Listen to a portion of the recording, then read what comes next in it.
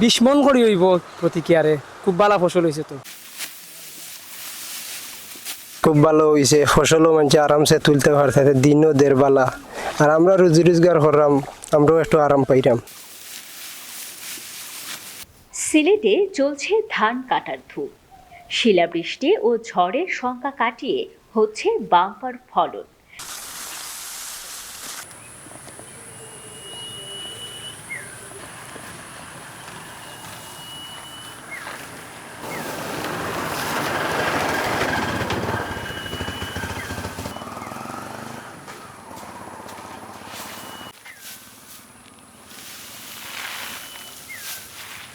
তাই কৃষকের মুখ চোরা হাসি।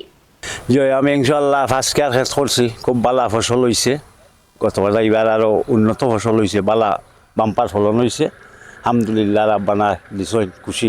রৌদ্রোজ্জ্বল আবহাওয়া অব্যাহত থাকলে খুব শীঘ্রই শেষ হবে ফসল উত্তোলন। আমাদের সিলেট অন্য অন্য বছরের তুলনায় ফিরা ফসলটা আমাদের ভালো হয়েছে। মেঘ বাদলে না, খুব আরামে আমরা ফসলটা তুলতে পারলাম। আমাদের রুজি রোজগারও খুব ভালো ইনকাম করতে পারলাম, বুঝছেন। কোনো হানা মায়ের খাওয়া হয়েছে, ই 2 বছর ধরে আল্লাহ দিলে ভালো হয়েছে, ফসলও বালা তুললাম। ধানের মিষ্টি গন্ধে এখন উন্মাতাল কৃষি জমি। সোনালী ফসল কেবল ঘরে তোলার অপেক্ষায়। বৈশাখের শুরু থেকেই চলছে ধান কাটা ও মাড়াইয়ের কাজ। আমরা এবার খেত করছি প্রায় 15-16 কি আর হইব।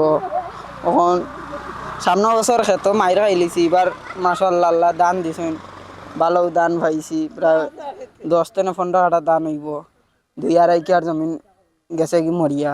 এবার চৈত্রের শেষে শিলাবৃষ্টি এবং বড় ধরনের ঝড়ের শঙ্কা কাটিয়ে বাম্পার ফলন হওয়ায় কৃষকের চোখে এখন হাসির ঝিলিক।